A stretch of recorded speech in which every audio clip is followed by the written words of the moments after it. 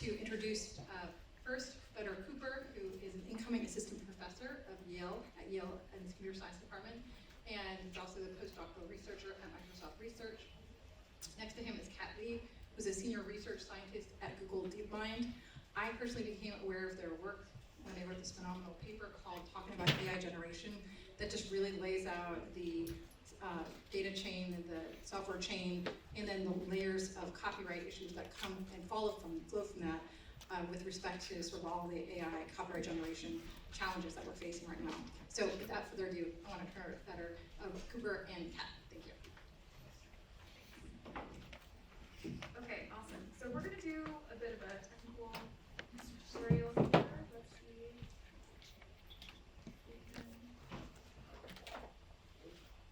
Did I mess it up? No. Sorry. 1 second. Okay. You never know what the buttons do.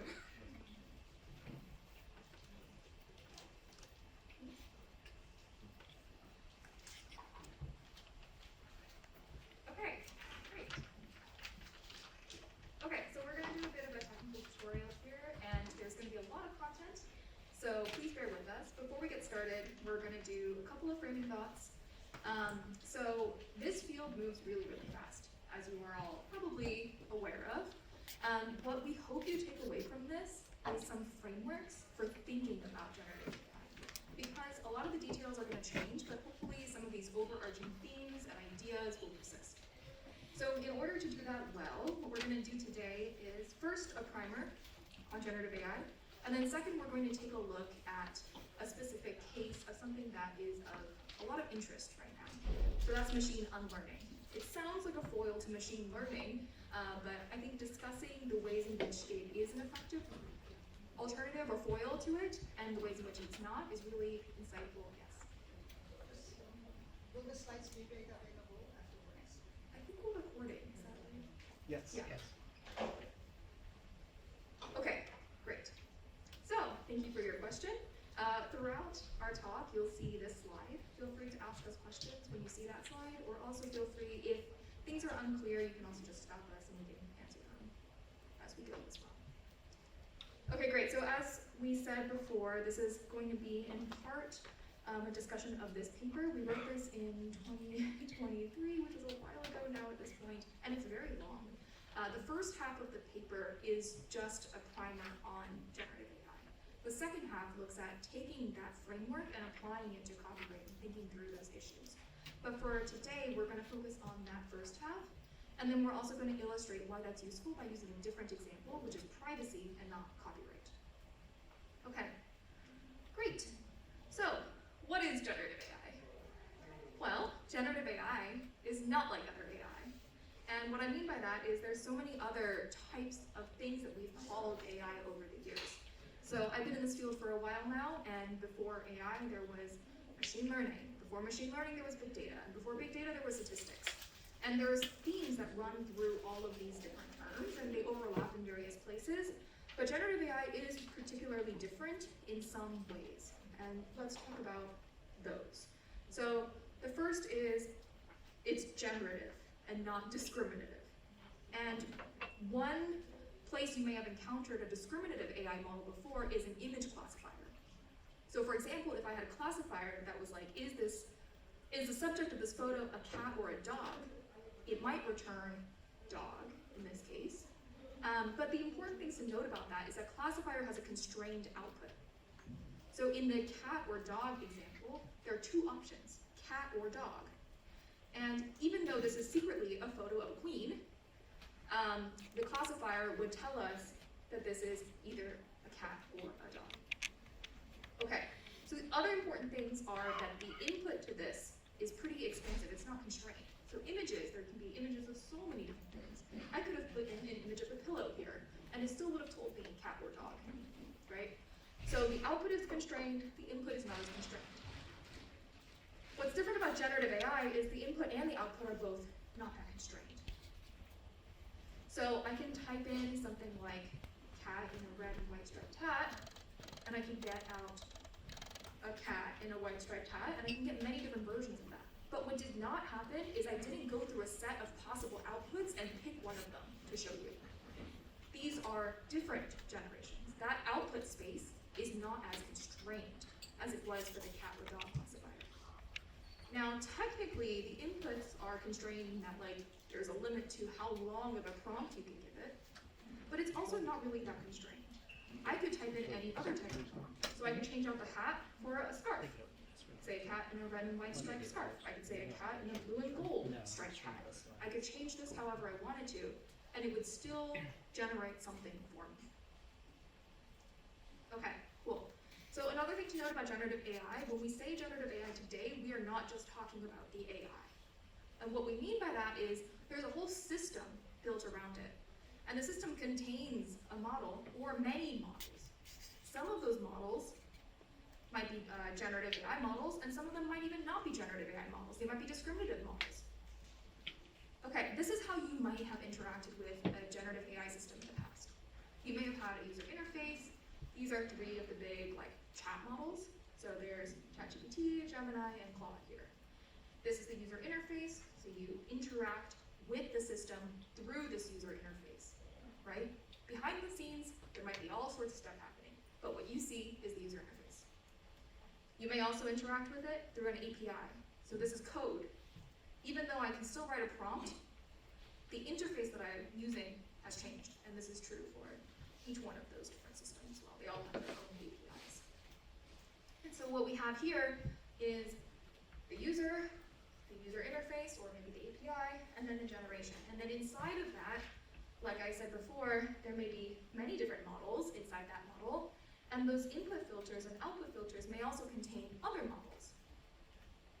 So what we're getting a picture of is that this is a pretty complex system.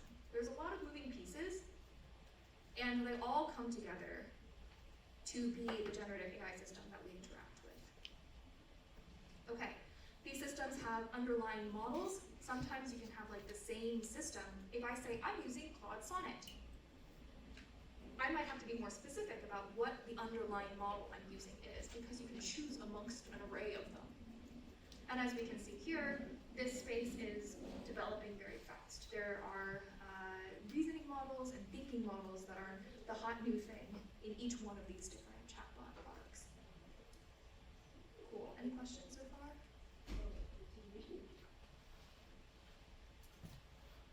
All right. Cool. Okay.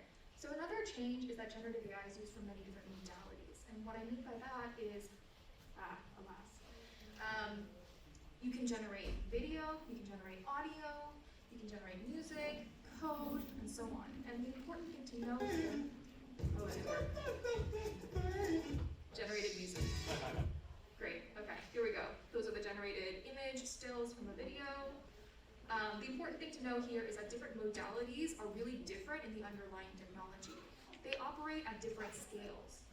So that means their model size might be different, the amount of compute that you use to train them might be different, data set size might be different. I mean, just think about it this way. How big is an image file on your computer versus how big is a video file versus how big is a text file? And how much information is stored in each one of those systems, each one of those formats, right? Text is very different from video. And so are the models. What you may also know here is that there are many different types of generative AI models. And you may have heard the term transformer. A transformer is a type of model architecture. An architecture is kind of like the scaffolding of a building. So it's not the final building. Training the model would give you the final model, the building, so to speak. But the architecture shows you okay, well, here's where I'm going to put some walls, and here's where I'm going to put a doorway, and so on. And so there are other types of architectures as well, including those that are for diffusion-based models. And so this is just something to keep in mind here, that the language is really, really muddy. When we say the word model, people mean all sorts of different things. They might say generative AI model, and they mean the system. They might say generative AI model, and they mean the product, like Claude. They might use model, and then they mean the architecture, so they might need a transformer architecture for that.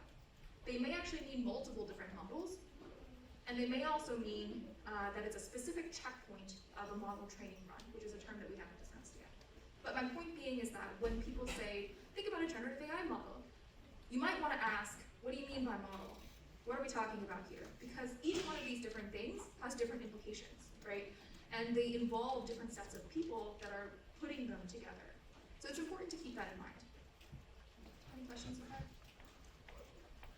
Yes. I was just wondering about what the exact difference is between the regular model and the reasoning model. I'm guessing there's no reasoning there, but it's a different. Okay, I'll try to give a short answer to this. Can you repeat the question to start Yes, here? absolutely. So the question is, what's different about a reasoning model as opposed to other generative AI models? There's a longer answer to this question, and so I guess it's slightly technically incorrect just for the sake of brevity. It is still an AI model, right? It's a generative AI model, but the way that it's trained is different. So we haven't really talked about training yet. We'll get to this in a little bit. But a lot of today's reasoning models, let me actually back up. Classifiers, like sort of discriminative models, are often trained with optimization-based routines, but that's only one sort of way of training a model. Optimization-based routines are also used for pre-training for generative AI models, but there are other learning paradigms. Perhaps you've heard of reinforcement learning. I'm going to come to this in a little bit. Reinforcement learning plays a pretty profound role in training reasoning models. There's other stuff which I will not get into because it requires you using a lot of other terms, but they're trained differently. The architecture might also be different. By the end of the day, the way that they're trained, the underlying algorithm is different. The architecture may also not necessarily. It might not Yeah. necessarily be different. The architecture is different. Is there a question? In the line of work that I'm in, the question that we always grapple is the AI the system, or is AI within the IT system as a system? Where do you draw the boundary for risk and governance is the challenge that we grapple day in, day out to start. Yeah, the question is, where do we draw the boundaries between these like models and systems? And I think we're going to get into something that will be useful for that. So keep that in mind.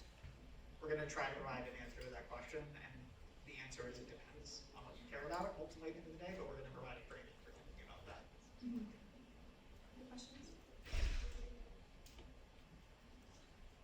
Okay, great. So let me start to try to answer your question. So we have a generative AI supply chain, and this is what that looks like. It's very complicated. We'll step through it. This paper that was 1 million pages long was actually written as a very short piece about retrieval augmented generation back in 2022. And it was kind of crazy because that piece was way before its time. It was before the term retrieval augmented generation was coined. But you'll see where that comes into play here. So the first thing to try to answer your question is there are a lot of different actors in this space.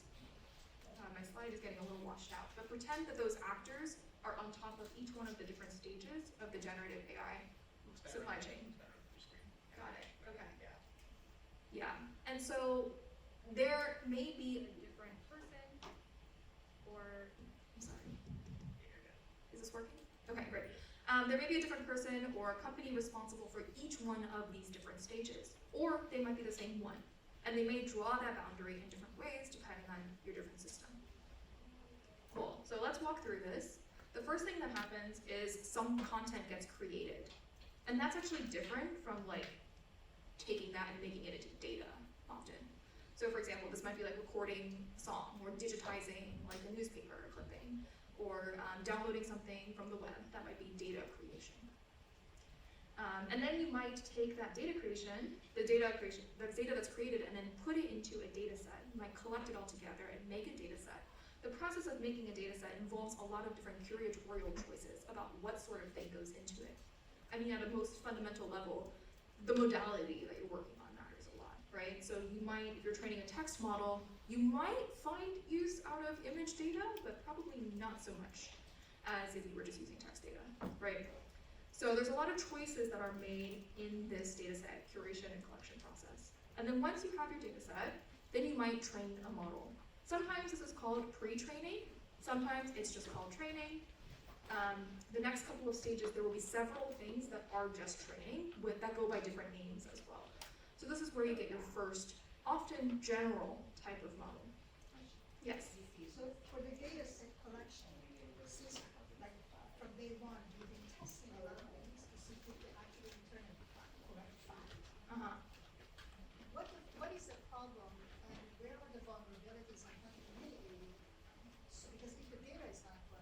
Yeah. Nothing else matters. Very general. So Yeah. who makes those decisions, how are those decisions made, and how do you account for vulnerability? Because if it's human, they have the biases, blah, blah, blah. Yeah, so what's interesting here is that depending on what model you're talking about, that company, that person may have collected their own data, or they may have gotten the data from elsewhere. So for example, there are open source data sets like DOMA that someone else did that data collection and curation process, and then other people take that data set and then they train a model, their own model on top of that. They may do additional filtering on the data set, but someone else took that first pass of making that data set. So it really depends. As far as your question, do you want Can I to just give a concrete example of this? So I'm working on a project with a lot of different collaborators right now on collecting a really large text data set where we're doing best effort to make sure that every single example in that data set is either in the public domain or has a permissive CC associated license. So there's at least 30 of us, I think, on this project that are going through the process of filtering through the data to the best of our ability and checking these different licensing, these sort of licensing status of every example that we're looking at. We're at some point going to train a model with that data set. We're also going to put the data set on the internet where other people can use it as well. But we are a group of people making those curatorial choices in that case. So when we talk about, if I were to ask a historical question and a response back, is that considered generative AI or not? So Cooper's actually going to do a walkthrough in the second half of this talk that might help with this. I think the important thing to know is that dataset decisions don't neatly translate into decisions about how the model works. So even if you are like extremely careful about the type of data that you put into it and you only say like a particular fact, like Christmas is December 25th, right? Even if that's the only time that Christmas ever appears in the training data, you're not guaranteed to get that out. You could say it's the 26th. Yeah, it could say it's the 26th. Switch it off. So there is no direct line between dataset changes and model output changes. Yeah. We're going to talk I'm about going to that. talk a lot about that. Yeah. Yeah. Other questions? Yeah. Hold on, we have a mic. Hold on. A lot of Hold on. a lot of providers are also training models based on previous models. And I'm just wondering firstly, how prevalent that is when looking at the major models today, and how much that sort of process of querying to retrieve the data from those models in order to create new data sets fits into this framework in particular, or this vision. I know this is just a very simplified view. And whether that is being done to substitute for some of the parts in part 1 and 2, or more augment, and in what way that augmentation is happening in that chain. Yeah, we're going to get to that in a little bit. Cool. We're going to call that synthetic data. So when you hear that word, that's what. Okay. Okay. Cool. Any other questions? Okay, great. So now you have your pre-trained model. Often these models are pretty general. You might want to make it more specific. So for example, you might want to take a general model and make it, for example, a medical model. And then you might fine-tune that model on additional data. So that might be your next step. Great. Okay, so that might involve collecting an additional data set and then feeding that into your fine-tuning process. The next couple of things I'm going to talk about are all actually happening at the same time, but because my talk is linear, I'm going to have to talk about them one by one. So just remember that they're all happening at the same time and in conjunction with each other. So the first thing I'm going to talk about is deployment. So once we have our fine-tuned model, we might want to deploy that model. What that might mean is we put it inside of a system, and then we serve it online through a product. Okay, another thing that is happening is alignment. So if you're interacting with a chatbot and it gives you a response, and you say, yeah, that was a good response, you might click the thumbs up button. Or you might say, no, that was a bad response, and you might click the thumbs down button. That data is another source of training data. And that might get integrated back into the model development process to modify how the model works for either you or for other people. Of course, the other part of this is generation. You need a generation from the model in order to be able to give the feedback, yes, no, and then to feed that back in. Okay. Any more questions right now? Yeah. It'll show up again with more arrows. Yeah, there will be more arrows. Okay. Cool, we're gonna move along. The slide will be there with more arrows. Okay, great. So let's complicate things a little bit more. Well, fine-tuning is just another type of training. It's the same as pre-training, maybe with a different data set, maybe with a slightly different objective, maybe slightly shorter, and so on. But it's another form of training. So you might just take your pre-trained model and serve that. You don't necessarily need to make it more specific. Here's a really fun one. You might take your fine-tuned or pre-trained model and then deploy that and then enable someone else to fine-tune that model.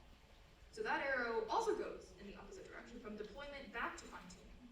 So that means that the model that that person is using was created by both the company that's offering the fine-tuning API service and also themselves. They've also contributed to that process. So this is how you start to see like multiple actors may have contributed to the development of any one product. Cool. Here's another fun one. This is synthetic data. So you might take a generation, and then you might say, great, these generations are really useful for further training of my model. So I might take those synthetic generations and then create them into an additional data set, and I might use that for additional model training. Indeed. You might go the other direction as well. So this is what a RAG-based system is, a retrieval augmented generation-based system. You might take a data set. Oh, yes. In this dynamic, so it's probabilistic, Hold on. Hold on. basically, near probabilities. If you have an output that's I'm trying to figure out how what you just said about recursively going from generation back to Yeah. using as synthetic data. Yeah. Given this is predictive analytics, you're basically taking the variation from the existing data to create a model, and then you use that to feed back in. Theoretically, where's the new variation coming from? I mean, I guess I'm trying to figure out how that what's the dynamics to make that improving the model. So synthetic generation is, it's another one of those terms where it's a very broad category of things. There are ways of doing synthetic generation that are much better than other ways of doing it. So in the limit, perhaps there's no additional variation that's being added to the system. And then you might get model collapse. There's been a really interesting paper in Nature written about that. But that isn't every synthetic generation system, right? Can you give us an example of synthetic generation which isn't recursive in the same way? Yeah. So yeah. I'm actually going to give one later in the talk. I'm going to talk very briefly about it as an example of something else. But a very common example of this is that you're not necessarily training the same model, right? You could actually be training a different model, right, on these synthetic data. And so I'll give an example from there, which is that a lot of image data doesn't have associated captions with it. Or if it does, they're not high quality captions. And so if you need to train or want to train an image to text model or a text to image model, surprise, surprise, you need text and images. And so if you have a really high quality image data set, but no captions, you can't really use those images alone to train a text to image model, let's say. And so what people will do, and I have done other work, is you take an image to text model, pass in the image, get back a caption, it's a synthetic caption, and then you have your little image caption paired data set to then train another model. Yeah. Yes. Sorry, isn't synthetic data another method to convert your base model into, say, a chatbot, right? So you generate a set of Q&A using synthetic data, and then feed that back into the original base model. Would that be an approach to take? So two sort of separate things there. You can do that, but you could also have a set of, there's two things that I want to tease apart. There's generating data to then fine-tune your model with a particular data set to get it to behave differently. In this case, the example you gave was from going from a pre-trained or base model to a sort of an instruction-tuned chatbot type model. That's sort of where the fine-tuning box is. You're asking a question about where that data set comes from. It could be synthetically generated with a model. It could also be human generated with human annotators that are actually producing it. So these are two sort of two different answers to that question.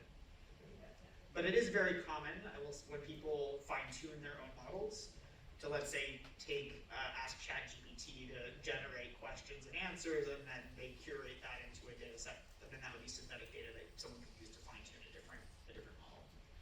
Another word you might hear is distillation, which is going from a big model to a smaller model. So you might take the outputs of the big model and then train the small model with it. One could consider that synthetic data because it's the outputs of a bigger model, but typically we would describe that as distillation. So it's a very broad category of things. This is the technique, this is a term that wasn't really in the public view until a month ago with DeepSeek. Yeah. And then my personal favorite is people are now calling that distilling, which is my new favorite term. Yeah, I did not come up with that, but I think it's funny. There's another question.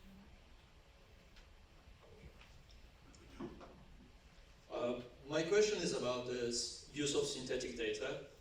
Can use of synthetic data cause hallucination of the AI?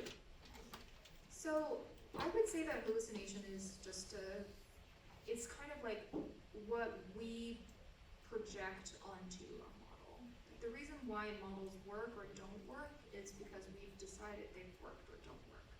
So I think that your question about like, can synthetic data cause hallucination? I think what you're kind of asking about is like, will that cause problems for the model in the future? And like I said before, there are some cases in which that might cause problems for a model. Synthetic data is a very broad category of data, and some versions of it are not generated in a way that allows for a diversity of outputs from the model that's trained on the synthetic data. But I think of hallucinations as just like us projecting our own values onto the model. There's no reason why a model should have an output that is exactly correct or hallucinate or so on. It's not necessarily a different process for the model. So whether or not we like the outputs or not is kind of what determines whether or not we call it hallucination or not. Does that make sense? Yeah. Yes. What?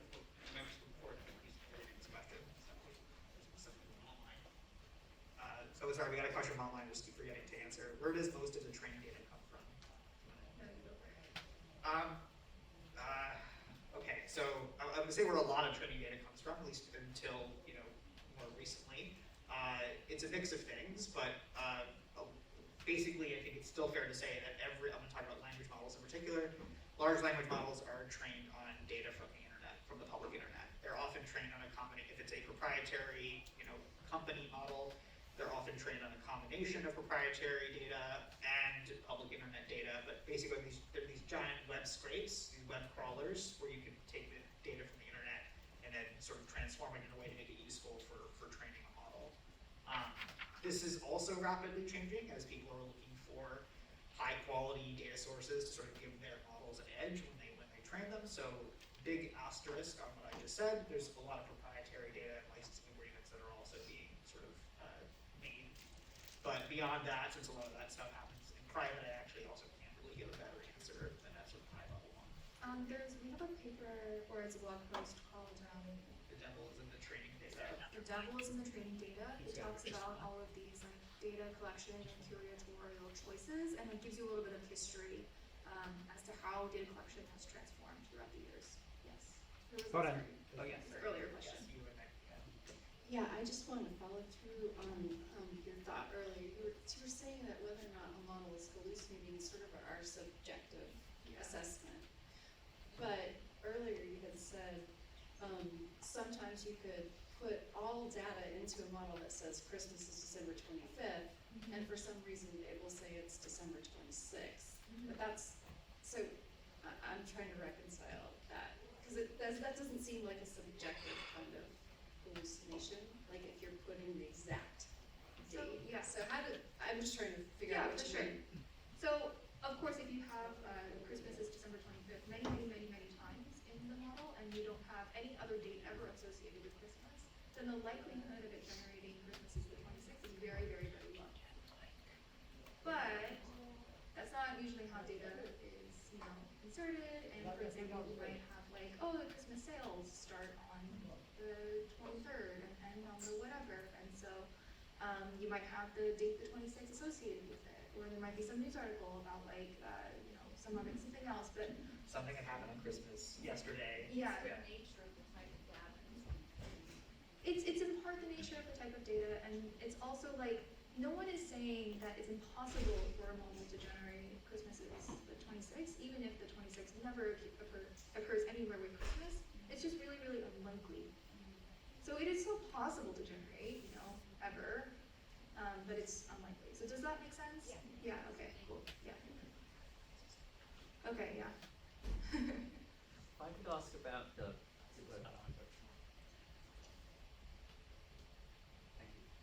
I could ask about the curatorial choices on training data.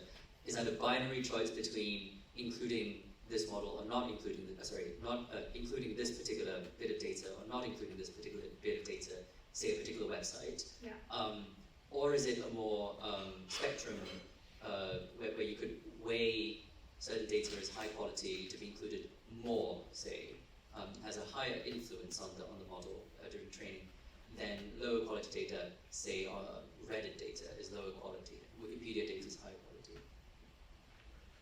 So I think that for every particular data point, there is a yes, no included, but it's actually even not that simple on the individual data point level.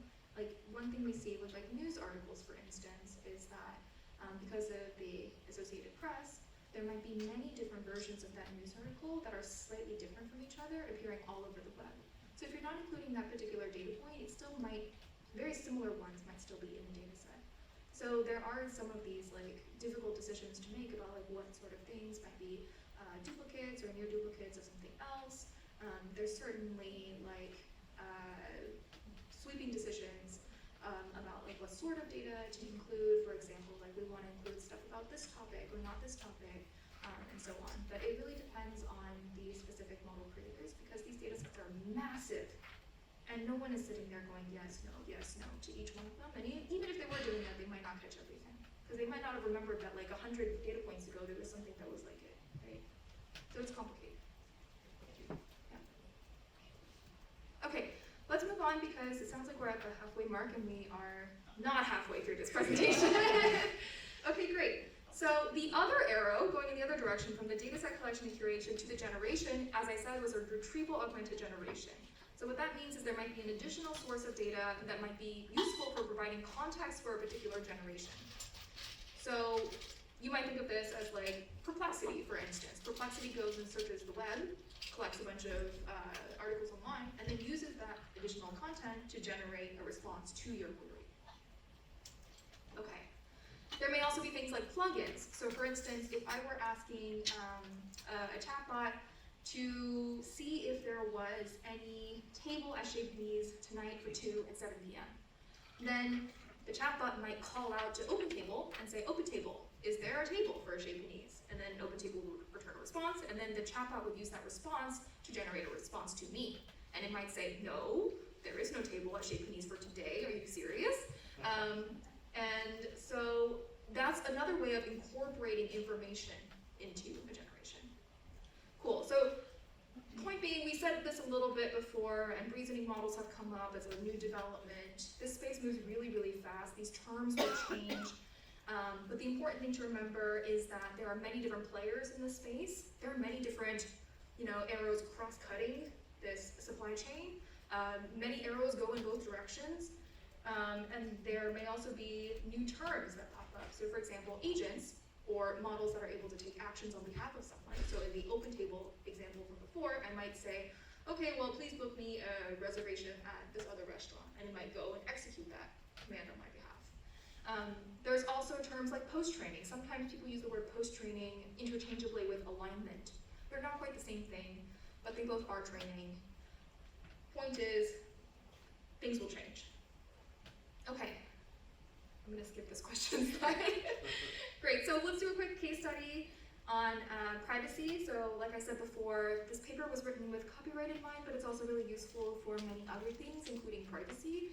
So I'm not gonna get into it, we're gonna go through this really, really fast. I assume everyone in this room is familiar with some notions of privacy harms. Let's take for a very, very, very simplistic view of this and say that a privacy harm is if a generation contains private information. Here is my very condensed version of that supply chain. And what I just want to say is that these mitigations that you could apply appear all across the supply chain, depending on who the actor is, what sort of information they have access to, what sort of artifacts they have access to, and what sort of techniques they have access to. But the point is that if you see a problem with the generation, it could have occurred or been mitigated at any point prior. And each of those actors have different options for what to do with that. They may require knowing additional information about how others across the supply chain are also working on their systems. So they might be limited in what sort of information or access they have. Cool. Okay, so lessons. Different actions can be taken by different actors at different stages of the supply chain. Concerns, like we said with privacy, are not usually localized to one specific point. The design choices, as we've said over and over again, matter a lot. And analogies can be a little bit misleading. So one that I want to bring up in particular is that we hear often that machine learning models are like databases, and I kind of alluded to this at the beginning where I said that the outputs are not constrained for generative AI models. There isn't like we're looking up amongst a set of possible cats with hats, which one has the red and white scarf, the red and white hat. Machine learning models are not like databases in that sense that they are not constrained. Okay, I'm gonna pause really quickly for questions, but then Cooper will take over. Okay. Great, thank you, Gavin. Great. So we're now going to pivot into a longer case study on privacy, the example that Catherine just went through pretty briefly. This one's going to touch on everything that we've talked about so far, and it applies to an area of machine learning research that's become a really hot topic in machine learning, but also in law and policy spaces in the last year. And that's machine unlearning. And yes, that's unlearning, not machine learning. And this part of the talk is also going to relate to a lot to the point that analogies can be misleading, right? So as Catherine just noted, machine learning models are not really like databases, right? With databases, you can insert, update, and delete specific records. The records tend to be associated with IDs and be searchable, and machine learning models don't really store information in the same way. Training updates their parameters, and yes, this leads to parameters storing some kind of information, but because of the way that information is stored, it's not quite right to think that we can selectively delete or change information, that we can unlearn it once it's been learned. And that's what we're going to get to next. And this is also why, and we're also going to talk a bit about why this topic is something that's so relevant for law and policy audiences. So to start, let's back up a bit. We've seen some fun examples of things that generative AI systems can do, like the auto-generated music. But there are also some not great aspects of generative AI models and systems that we have to contend with. There have been some concerns in some cases that language models can generate content that contains private, sensitive, or copyrighted information. And we've actually done some work in the past in this area, for example, breaking alignment mechanisms in ChatGPT to get the system to expose sensitive information in its training data. Here's another example of GitHub Copilot being used to generate secret API keys. This is like credentials for an API service, something that you would not want a model to generate. And so this combination of learning both great and not so great stuff has raised a pretty intuitive question. If machine learning can instill models with knowledge and capabilities, is it possible to unlearn selectively undesirable information? Loosely speaking, is it possible to hit undo and erase some of the things that we perhaps wish these models had not learned in the first place? This is a super appealing idea, and as we'll see soon, it's taken hold in a lot of technical work in machine learning, as well as among other stakeholders such as regulators and policymakers, who are really interested in making sure that generative AI systems operate in compliance with specific law and policy objectives. However, as appealing as this all might sound, it's not at all simple or straightforward. And in the work that I'm going to talk about today, we squint really hard at what machine learning is and isn't, and tease out fundamental mismatches between what unlearning methods could possibly achieve and desires for specific substantive ends. And this is going to help us pose better questions to study for machine learning research, but also more importantly, it's going to, for this audience at least, it's going to help us set better expectations with policymakers and regulators who are interested in technical solutions to the problems that they're working on. This was a really fun project to work on because it was extremely interdisciplinary and cross-institutional.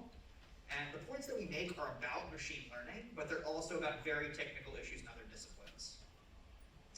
So Catherine and I co-led this project, and we worked closely with academics and civil society experts from places like Stanford, West Virginia College of Law, Cornell, the Center for Democracy and Technology. And we're really excited about this piece because it feels extremely timely, as a lot of policymakers, particularly in the EU, but even also some district judges in the US, are turning to machine learning as a viable tool in their toolkit to address all sorts of issues in privacy, copyright, safety, and much else. But the big takeaway is that machine learning is not a silver bullet to help us fix all the things that we don't like about our models. And this is because, as we've alluded to already, deleting information from a machine learning model is not well defined. Even if we remove information from a model, that doesn't provide guarantees about model outputs. This is something that's come up again and again already. And it's also because seemingly innocuous model outputs can always be put to undesirable or malicious downstream uses. And so these are the 3 points that I'm going to get into in more detail. And the big challenge with doing this type of work on this type of technical topic is that it involves expertise in machine learning and also in law and policy. And misunderstandings in any of these disciplines can seep into our algorithms and decisions in unfixable, wrong from first principles types of ways. And so most generally, please keep it back in mind when you're thinking about why we write a paper like this. The mission of our work here is really to encourage more thoughtful communication among various experts in this interdisciplinary audience. All right, so we're actually going to start the story a bit before this current generative AI moment, with the writing and passing of the EU's General Data Protection Rule, or the GDPR, which I'm sure you're all well familiar with. So Article 17 of this rule is the well-known right to be forgotten provision, which gives individuals pretty broad rights to request from companies that their personal data be deleted. And maybe it's more or less straightforward to delete an individual's data from a database, but what about a machine learning model, where the individual's data was included in the model's training data set? So machine learning researchers have thought that if GDPR were to apply to models, which is debatable, but let's say that it does for the sake of argument, they thought it'd be pretty costly to throw away a whole model to satisfy a single individual's right to be forgotten request. In other words, it'd be really expensive to retrain a whole new model from scratch without that right exercising individual's data every single time someone makes an Article 17 request. So instead, machine learning researchers thought, wouldn't it be nice if we could change the model in some targeted or surgical way to remove the effect of that individual's training data? Can we pose that as a computer science problem? That's the intuition behind machine learning, but in the literature it actually corresponds to a wide variety of different methods and techniques, which are loosely grouped together due to this similar technical motivation. To develop methods from the targeted removal of the effect of some set of training data from the trained model. And again, the hope is to be able to develop algorithms that can do this more efficiently than retraining the entire model from scratch without the problematic data. And there's a really interesting slippage that's happening here, which we'll return to again and again. When we're talking about training data, we're talking about observed information. Right? As we've said earlier, we call training data observed information because these are the data that are explicitly presented to the model during training. These are the data that serve as inputs to computations that update the model's parameters. But once we move from talking about training data to the trained model, we're now talking about the model's parameters, which contain information in a different format than the training data. Effective models, they generalize. Right? The learning process instills them with complex patterns that are derived from the observed information in the training data, patterns that models can apply to previously unseen information when they are put to use for inference or for generation. That learned information is latent in the training data. This latent information, these patterns, are data that are not explicitly presented to the model during training. So when we talk about the targeted removal of the effect of training data from a trained model, the slippage is that we're talking about wrangling the effects of information in one format, observed information, to try to do something to these latent, uninterpretable patterns that are in the model. This doesn't sound at all like working with a database, which you can think of as a data structure that stores observed information in an interpretable format that we can interact with. So this loose definition for unlearning is pre-generative AI, and it's generally been applied to discriminative learning settings, like the dog classifier that Catherine showed before. But for generative AI, there's now a whole bunch of other things that we'd like to quote-unquote remove from generative AI models. Stuff that doesn't just have to do with the model's parameters. This becomes really apparent when generative AI models are put to use, like in the examples at the start of this part of the talk. Models generated outputs that could leak private or sensitive data, be substantially similar to copyright expression, and so on. So interest in machine learning as a term and as a concept has really exploded over the last year as people are turning to unlearning as a general purpose possible solution to all sorts of problems that have to do with constraining model outputs in desirable ways. So to put this a bit differently, what counts as quote-unquote unlearning has expanded significantly in the context of generative AI. Its scope now goes beyond the removal of the influence of training data inputs on the trained model's parameters to also include constraining model outputs when models are put to use. And so with this change, it now makes sense to think about an expanded loose definition of machine learning. It still includes the original bits about removal, but it now also includes the targeted suppression of content in a generative AI model's outputs. So the two key goal-related words, which we'll return to repeatedly, are removal and suppression. And to really drive this home, let's riff on our earlier example of the data deletion case for an individual. So before, in discriminative settings, unlearning might only refer to the removal of the influence of a specific individual's personal data from a model's parameters. But for generative AI, it might also be used to refer to the suppression of model outputs that reflect that individual's personal data at generation time. And these are two very, very different things. They're very different in terms of the technical methods that they involve, and the results also might not be treated similarly when it comes to specific provisions of law. Right? So for example, a data deletion request might have nothing to do with suppressing a model's outputs. We're talking about a different thing here.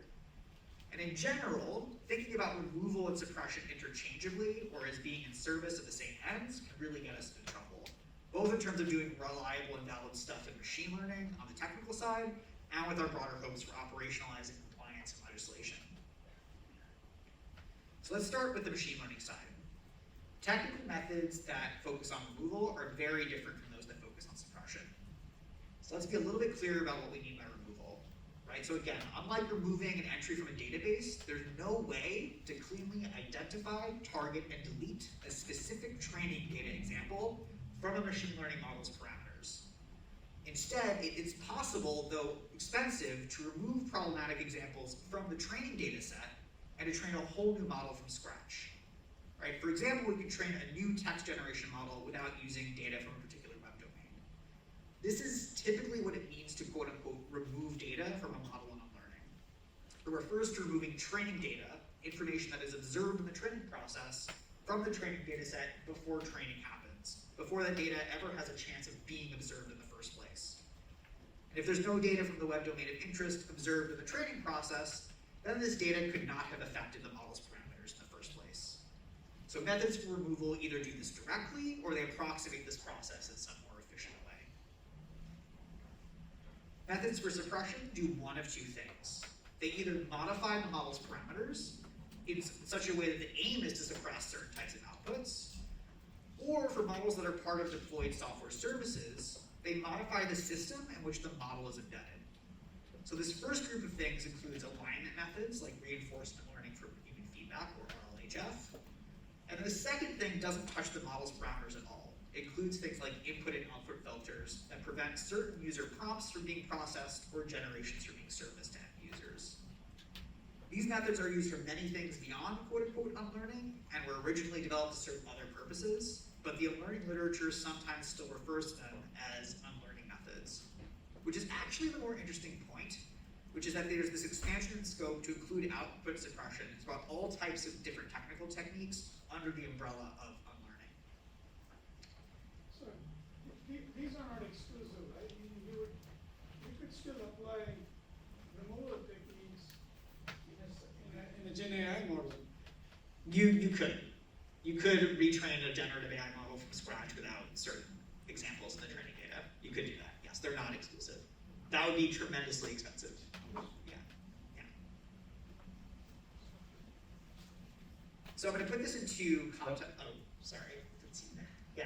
Sorry, just one last question about the last route that you mentioned, modify the system with things like output filters. Just curious, what kinds of distortions or unintended effects have been observed when going with that method, and what kind of methodology is there to measure those distortions? It's a really big question, so I'm happy to chat later about this.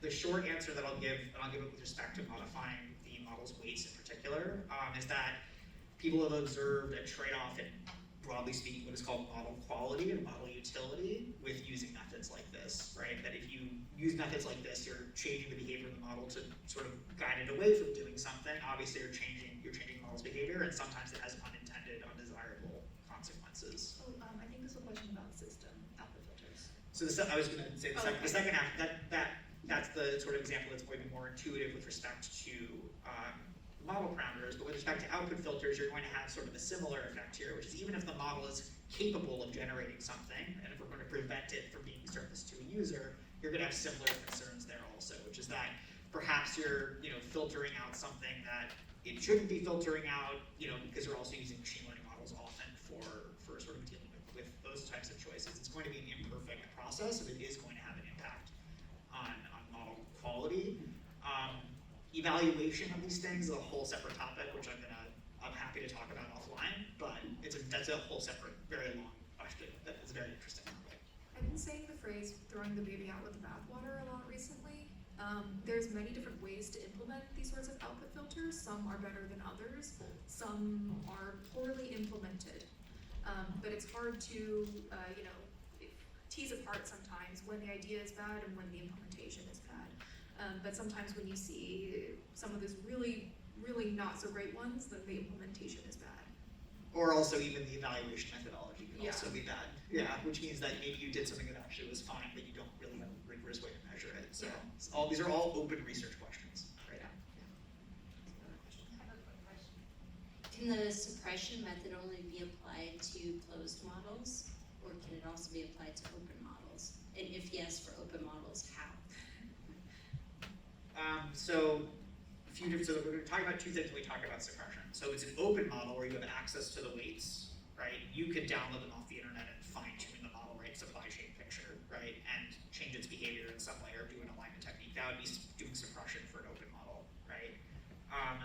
If you're working with an open model, you could embed it in your own system, right? Anyone who downloads one of Meta's Llama models for their own purposes is downloading the weights and hosting it for their own purposes. It's going to be hosted within a system where you could include your own filters. Actually, I'll give a really good example of this, right?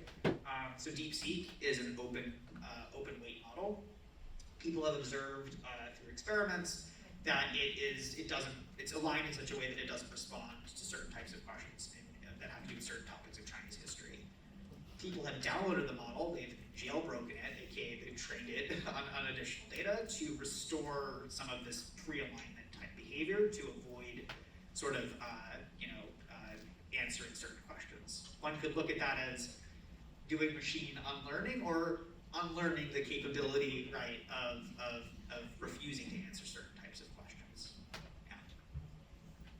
I was going to add though that it places the onus then on the people who have access to and utilize an open model, whereas Llama, anybody who takes it, if there was a request to remove, we don't know, it's everywhere in the world. Yes. You cannot remove it. We talk about this in our paper. I'm not going to get into it today, but the challenges for open weight models are especially challenging because Meta could apply, let's say, some sort of technique. Like they could even retrain model from scratch. I mean, they do this, right? They release new Llama models. Every time they release a new Llama model and say, this is the new state of the art, that doesn't recall They're still out there in the world. Yeah. Okay, so we're going to put this into context with some familiar figures, and so we're going to return to this view of a generative AI system. Removal acts here on the model or models by actually replacing the model with a different new model that has been trained on different data. And suppression can actually act on any of these different parts of the system. It can be implemented, for example, as we were just talking about with filters or with alignments, depending on the mechanism that we're talking about. And because of these diffuse, all over the place sites where unlearning methods can take effect, this also means that unlearning methods involve the different links in the generative AI supply chain and can have unexpected consequences for the complex interactions between different links. And of course, and this is actually discussing the question you just asked, it means that different actors can invoke different types of unlearning methods at different links. Right? Only those who have access to the pre-training, pre-trained model, the pre-training process can do removal, right? Only they can retrain a model from scratch. Right? Downstream actors might have access to fine-tuning, alignment, and different sort of system deployment aspects. It's all going to depend on the level of access. So it's not just that removal and suppression have different goals, they can also involve very different actors with very different levels of control.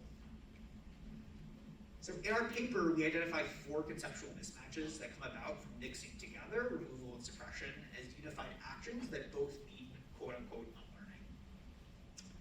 We've already alluded to the first mismatch, which is that suppressing information from models' outputs is not a stand-in for removing observed information from the model's parameters, right? If some provision in law requires a piece of information to be explicitly removed, that doesn't necessarily mean that suppressing that information from outputs will be sufficient, right? So suppressing Mickey Mouse from outputs of an image generation model doesn't have anything to do with making sure that the training data didn't contain Mickey Mouse in the first place and influence the model's parameters. The reverse is also a problem, right? Methods that remove the effects of observed information on the model's parameters can't guarantee that certain types of outputs will be suppressed when the model is used at generation time. This has come up again and again, and with respect to different questions, the Christmas being on, December 26th question being a good example, right? This is one of the key misunderstandings right now, honestly, not just in AI policy, but also machine learning research, that tweaking or removing the influence of targeted training data will let you constrain that model's outputs in a controlled and desired way.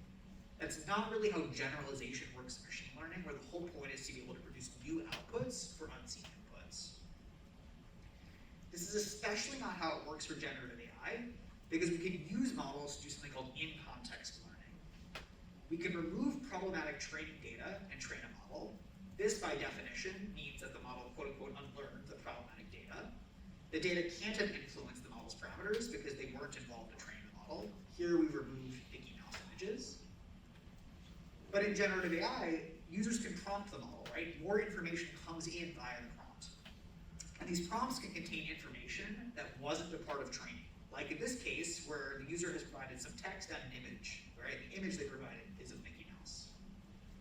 In other words, this external information in the prompt might even overlap with or reflect something that we targeted with an unlearning method. And then, by bringing this information back in via the prompt, the model can still be used to generalize about the information that was removed, right? The model's output might even be the same as if we hadn't done unlearning in the first place, right? In this case, and this is not a real case, but stuff like this has been observed in real cases, we get a generation that looks like Mickey Mouse. Is this clear? Any questions about this example? Okay. Yeah, there's one other. There's one question? Sorry, I didn't see that.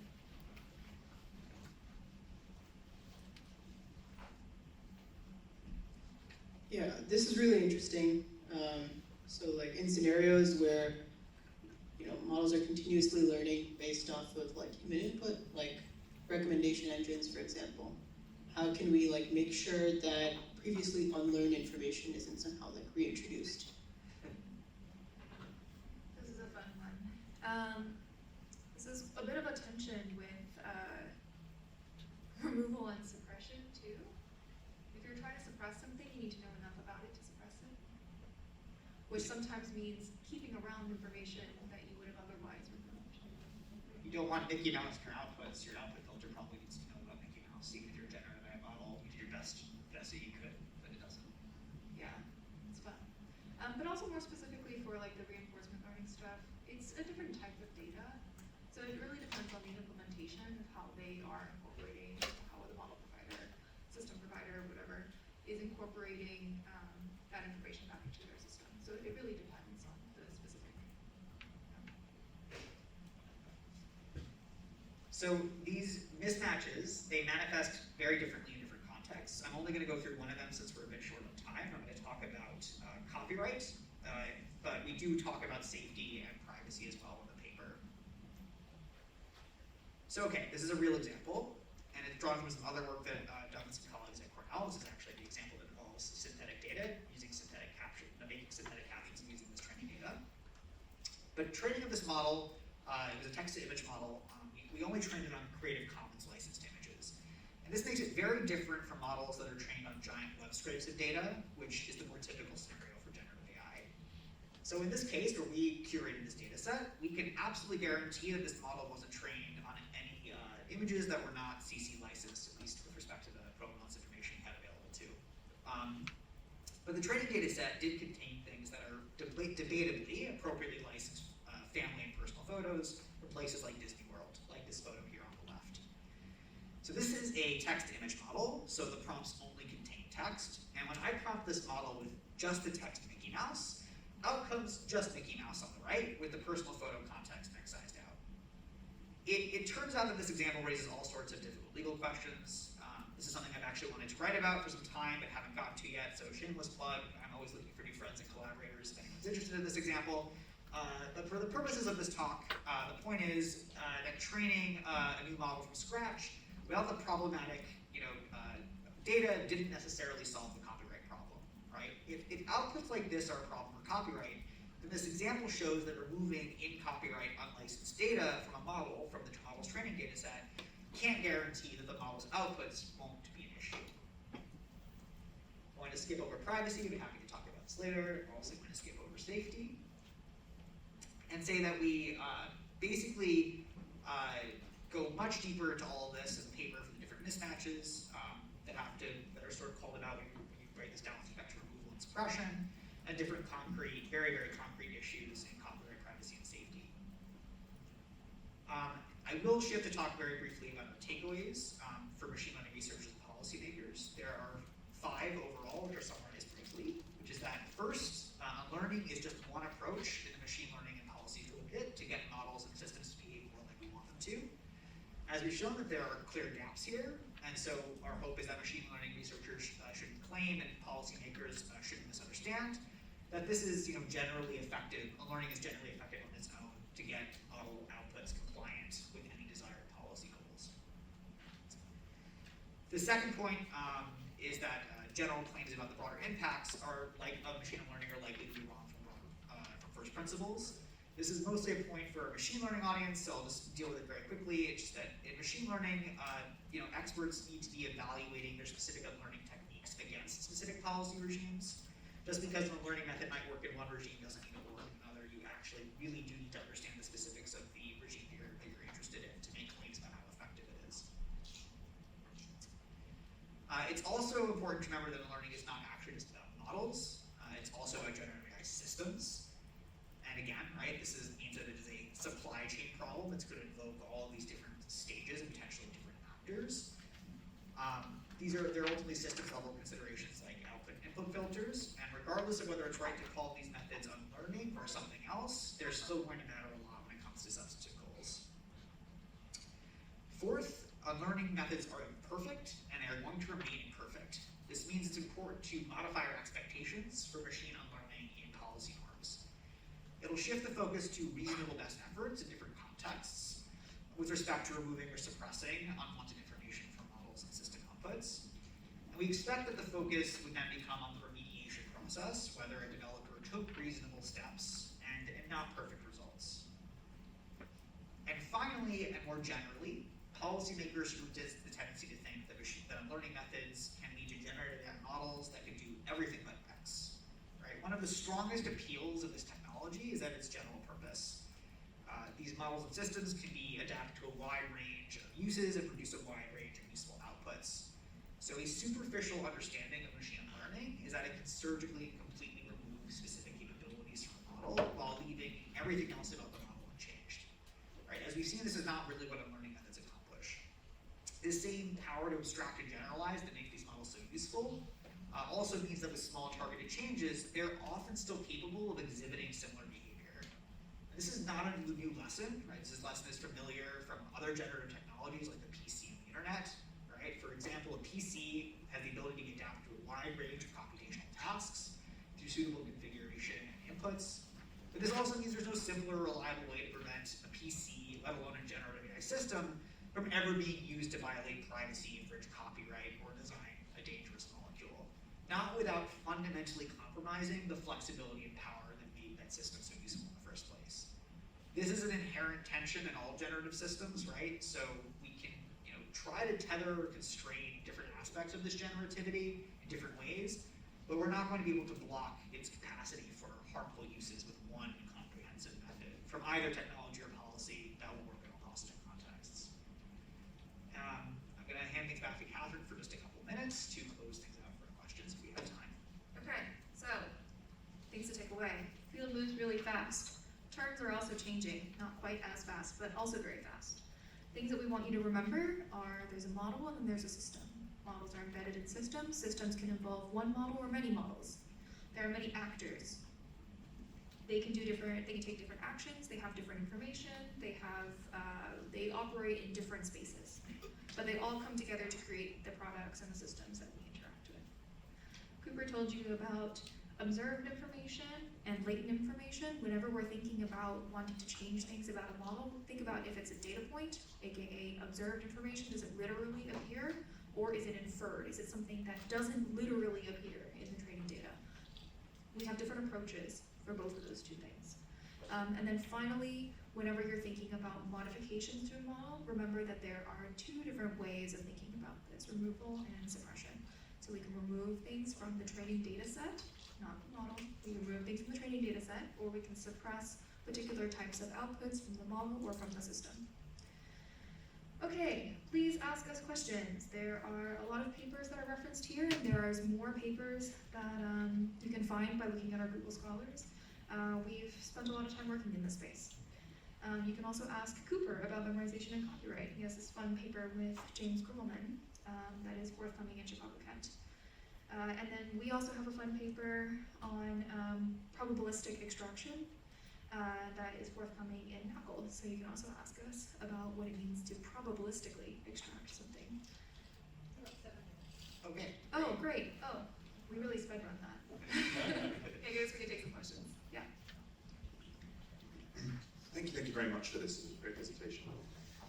When files have contained things that powerful actors don't want them to contain in the past, they've often turned to digital rights management, trusted protection mechanisms, trusted computing, and these kind of things. And it's been a saga that's recurred on and on.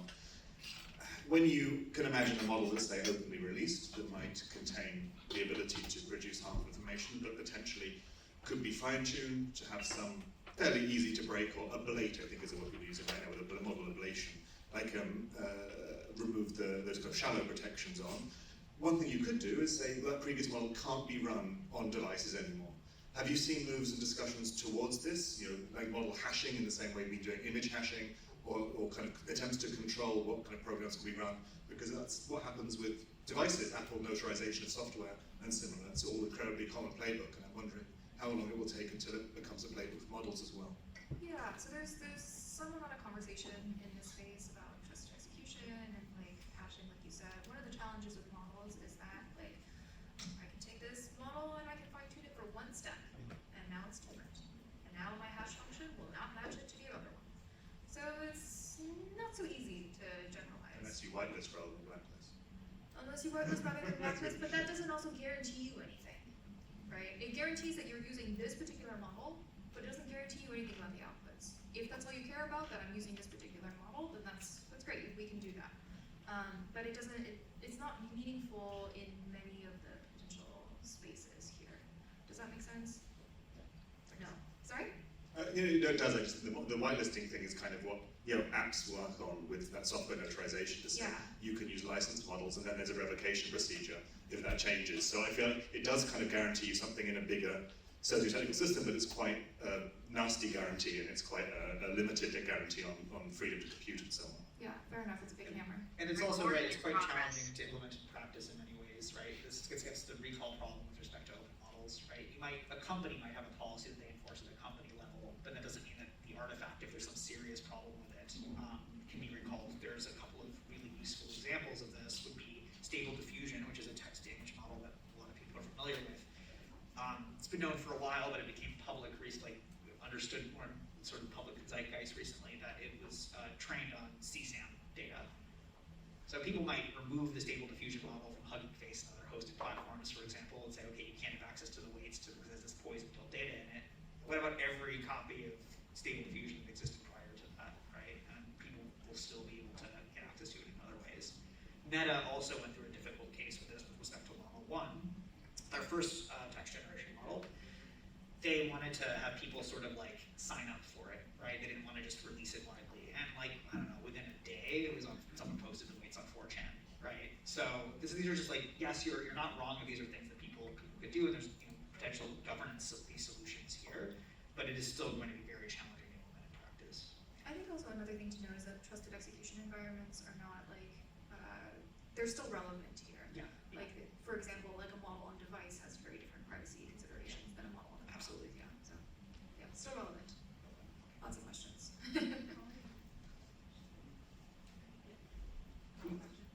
Should we take a few that way we could? Oh, just one more? Never mind. Okay, one more question. You mentioned in the answer to synthetic data about using it for data labeling, and I understand the virtues of semi-structured and how that moves it along. But that's a general problem. How is data labeling handled outside of that context? Because I'm told it's critical in pushing along the models, but I used to read that it's all done by hand, which I have a hard time believing at the scales we're talking about. In practice, what are the techniques for actually introducing that kind of labeling that speeds along the model? Short answer is both. Right, people can use generative AI models to produce, synthetic labels for their data. This is a very common practice at this point, and then it actually invokes other parts of the supply chain because maybe people use them without thinking about it. Maybe there's a human check curatorial process or other machine learning-based processes to clean up the labels after. But it is also true that there are companies that basically it's piecework, right? Where people are manually annotating examples and doing really human labor-intensive work to annotate training data. Scale AI is a company that I don't really know exactly what they do because I don't work there, but one of their entire business sort of propositions is to come up with effective ways to label your data at scale to inform higher quality data sets to